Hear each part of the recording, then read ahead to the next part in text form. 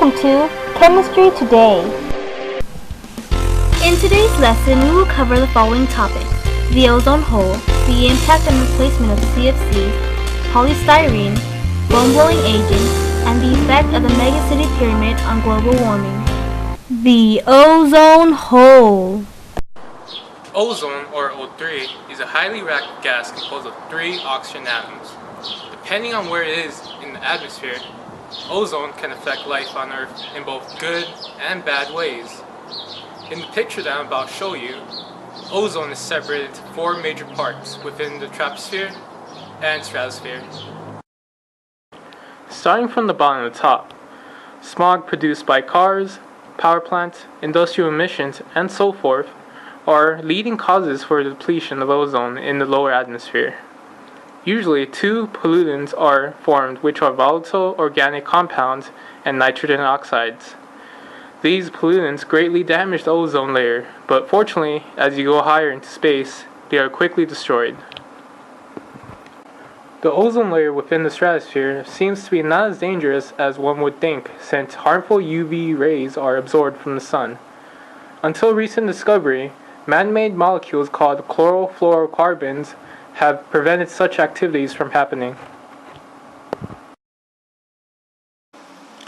CFCs are very stable molecules. Over a period of years, they slowly diffuse into the stratosphere. In the stratosphere, once CFCs come in contact with UV rays, it quickly causes rupture in the chlorine bond. The chlorine atom acts as a catalyst for the decomposition of ozone. The collision of an ozone molecule results in oxygen transfer, thus forming ClO and molecular oxygen. The sequence of reactions consists first of the reaction of chlorine atoms with ozone, followed by the reaction of ClO with oxygen. The overall reaction is just the decomposition of ozone. Chlorine, once again, acts as a catalyst. Because the presence of CFCs in the stratosphere can reduce the ozone shield effectively, the human-made molecule has been banned from production. Nonetheless, their effect on the ozone will remain for decades. Polystyrene and foam-blowing agents. Polystyrene is a petroleum-based plastic made from the styrene monomer. The biggest environmental health concern associated with polystyrene is the danger associated with styrene, the basic building block of polystyrene. Styrene is used extensively in the manufacture of plastics, rubber, and resins. Acute health effects are generally irritation of the skin, eyes, and upper respiratory tract. Symptoms such as depression, headache, fatigue, and weakness. It can cause minor effects on kidney function and blood. In 1986, EPA report on solid waste named the polystyrene manufacturing process as the 5th largest creator of hazardous waste. The process of making polystyrene pollutes the air and creates large amounts of liquid and solid waste. Toxic chemicals leach out of the products into the food that they contain. The chemicals threaten human health and reproductive systems. These products are made with petroleum, a non-sustainable and heavily polluting resource. Polystyrene manufacturers claim that their products are ozone-friendly or free of CFCs. The impact and replacement of CFCs. In the 1930s, when CFCs were first invented, they were thought to be safe, non-toxic, and non-flammable chemicals. However, it was later found by scientists that the active chlorine in CFCs were reacting with ozone as it was diffusing into the stratosphere. This resulted in the depletion of the ozone layer, causing there to be an ozone hole.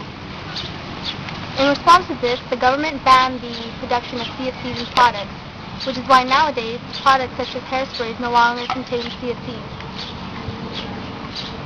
Companies sought to find a better solution to this problem and came up with the creation of hydrofluorocarbons and hydrochlorofluorocarbons, which are said to be less damageable to the atmosphere. Take the megacity pyramid, for example. In theory, it sounds like the pyramid may actually be preventing any more causes for global warming. However, reporters fail to highlight the fact that a lot of work and energy needs to be put into making the building.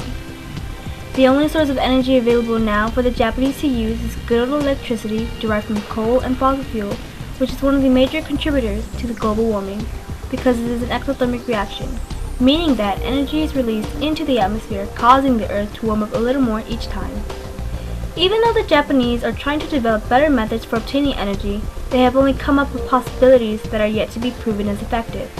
So, for the time being, they are using a large amount of electricity to conduct experiments in finding an alternative source of energy, and not to mention the vast amount of energy needed to construct the building, which observers predict will be completed in the year 2110, a 100-year gap from now. So from now until 2110, the heat that it releases as fossil fuel is converted into energy for the purpose of building the megacity pyramid will have a major, if not minor, impact on global warming. With the government being more strict and all, companies are forced to prove that these chemicals do not damage the ozone layer.